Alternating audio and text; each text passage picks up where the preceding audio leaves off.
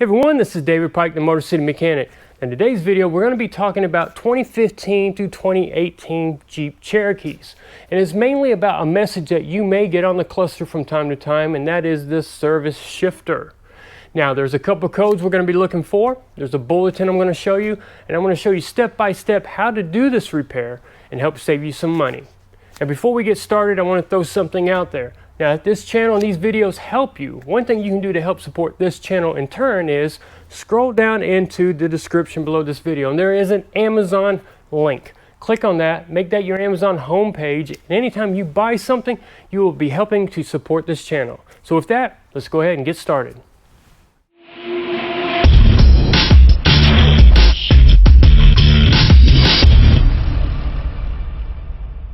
Now, if you have that service shifter message, and again, your vehicle is a 2015 to 2018 Jeep Cherokee, I'm going to need you to scan all the modules and see what codes are present. We're not talking about just the engine controller. So a basic code reader may not do that. You may need a more higher end version. And what we're looking for is U as in Utah, 1465-00, implausible driver shift request signal received. And the second code, P as in Papa, 1, C as in Charlie, 86-1D as in Delta, Prindle display, circuit, current out of range. Now, for those of you who don't know what a Prindle is, you're going to hear me say this over and over again in the video. A Prindle is just an acronym, and it's short for park, reverse, neutral, drive, and low.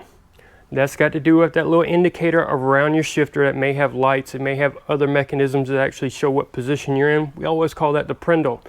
If you have these codes, then the bulletin or TSB that we're going to be using is 08054-18.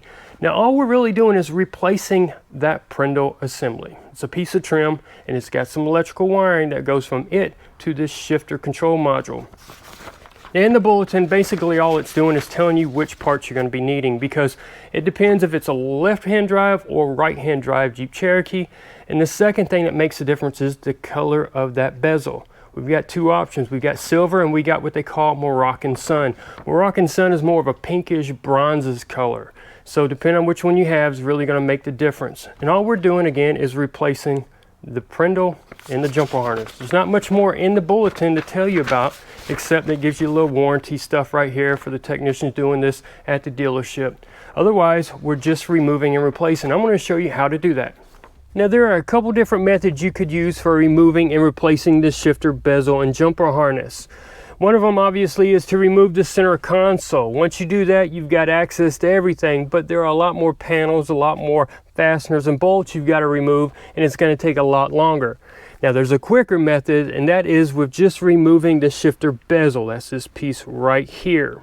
Now, in order to get this shifter bezel up off the console, we've got to get this little plastic rectangle shaped piece of trim out of the way, because it's preventing it from coming up. Now, all we're going to do is grab our plastic trim stick. We're going to get in between the console and that piece of trim, and we're going to pop it loose.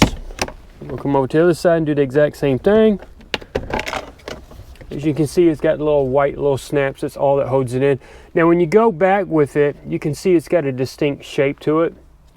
As it goes upward or goes outward, it gets wider at the top and narrow at the bottom. That's how it goes back on the vehicle. Now, at that point, we can actually start working on popping up the shifter bezel. Now, the shifter bezel just snaps down, and luckily the console is made out of hard plastic, so we don't have to worry about it being some kind of vinyl clad foam, so we're not actually kind of doing any kind of damage. Now, if you're worried about making any scratches, you could put some tape around the edge, but I haven't had any problems so far with making any kind of marks when I'm using my plastic trim stick. And what I'm going to be doing is I'm going to get around the outer edge of the bezel, and I'm just going to start popping it up. Just work your way around, and it helps if you put one finger up under it to kind of keep it up.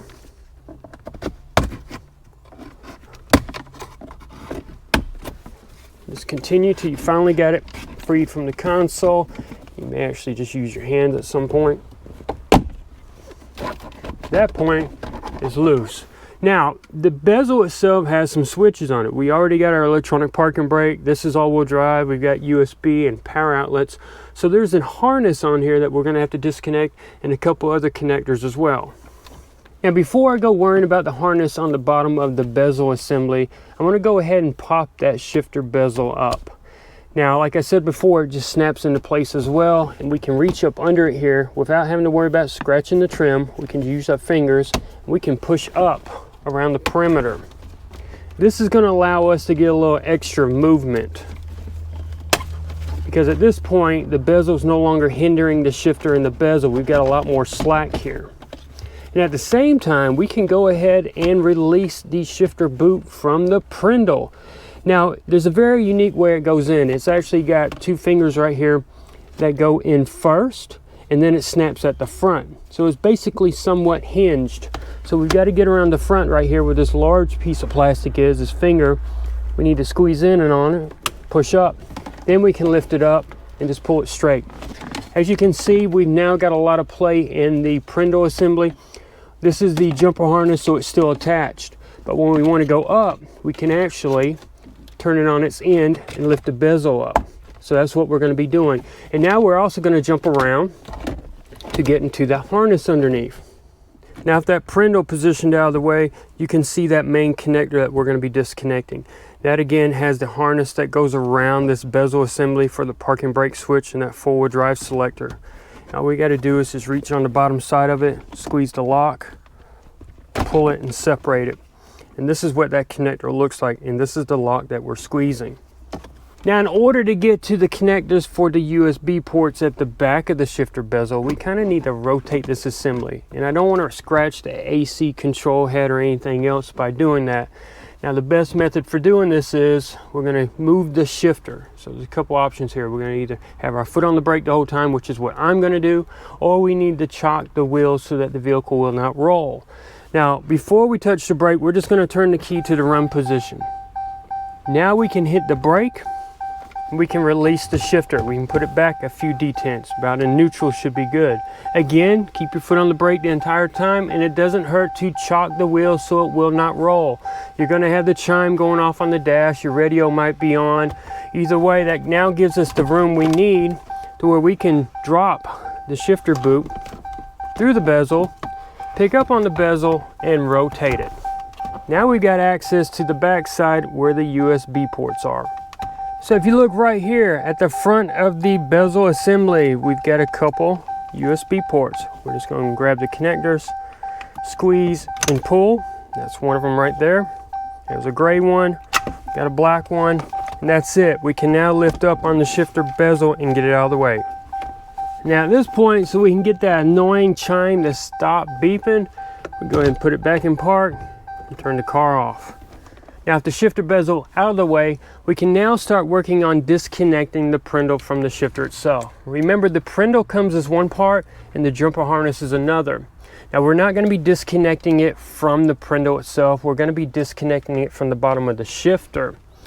Now we've got just enough room to get our hands in there without having to remove the center console. Now one of the first things we need to do is we need to get a little more slack in the cable, and it's actually held onto the side of the shifter. Now if you follow the harness from the bezel down to the side of the shifter, you see that there's a little finger hanging out. It's just a guide. We're going to pull that out, and that now gives us a lot of slack. We'll actually be able to lift up on this bezel. You can actually tuck the shifter boot down in there and lift it up off of the shifter. Now what we're going to do is we're going to follow this wiring from this jumper harness down to the bottom of the shifter. You're not going to be able to see it, you're just going to be able to feel it. And it's got a real simple lock. It's not an overly big connector, it's real small. The release is on the bottom, so you're just going to follow it by feel. And once you feel on it, you're going to squeeze on the bottom, and then you're going to give it some tugs. It may take a few tries to finally get it released. So I want to go ahead and reposition the prindle out of the way so I've got access for my hand to go in between the shifter where I can actually follow the jumper harness down. Now it's a good point to pay attention where it is located, because when you go back to reinstall it, again, you cannot see it. You're going by feel alone. So pay attention where it is at this point, because it's a whole lot easier now than it is later.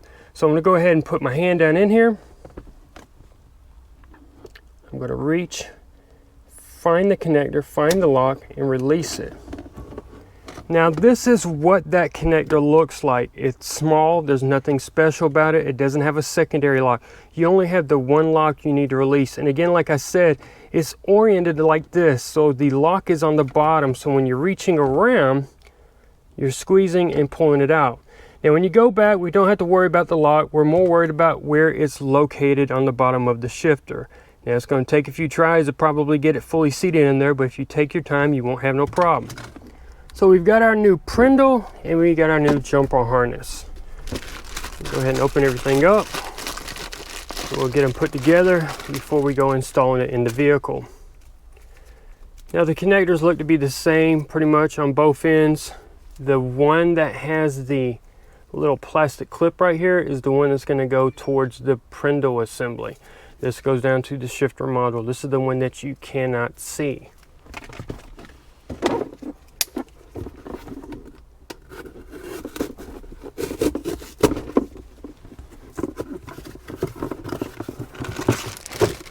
And here is the Prindle.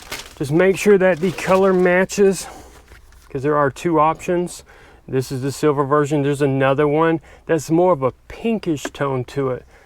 Now let me stop right here and I want to point out one thing. In the description on the TSB or bulletin, they state before installing the jumper harness both onto the Prindle and the shifter assembly, they want you to put a little bit of dielectric grease on both ends. Again, it's notated in there. I'm going to point that out just so that you've got that as reference. What you do is your business.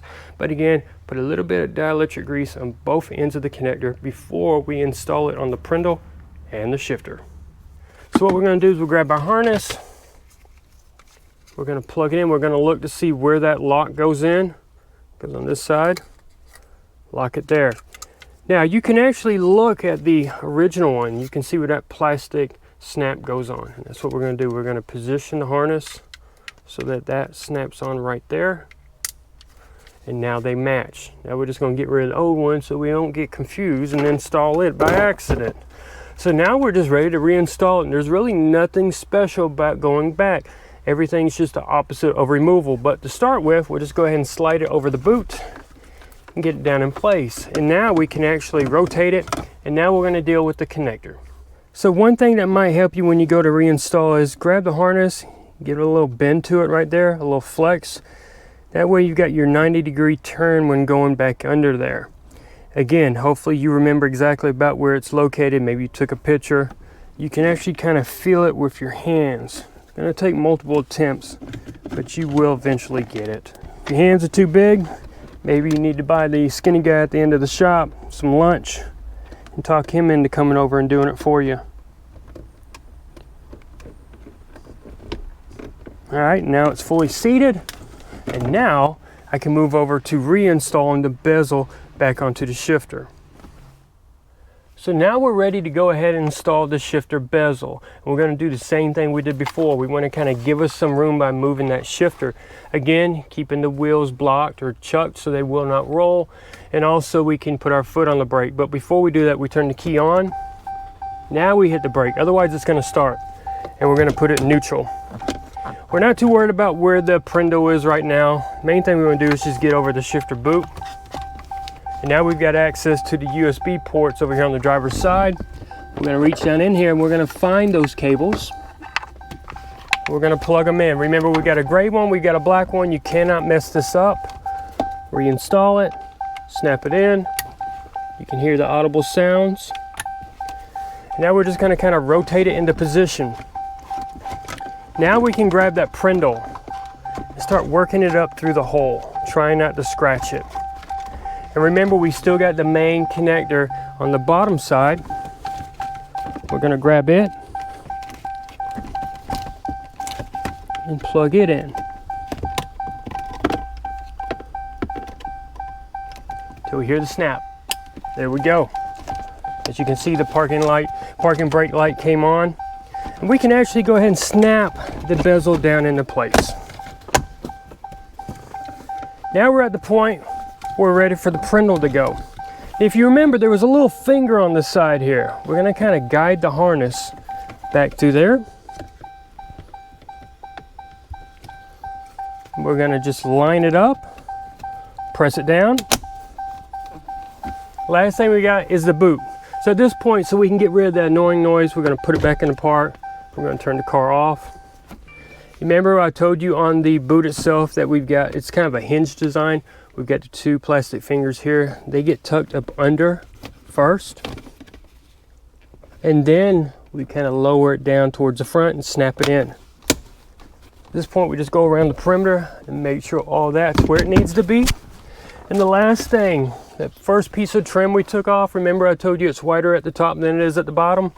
Make sure you got it positioned correctly. We're gonna line it up. Two fingers, snap it in.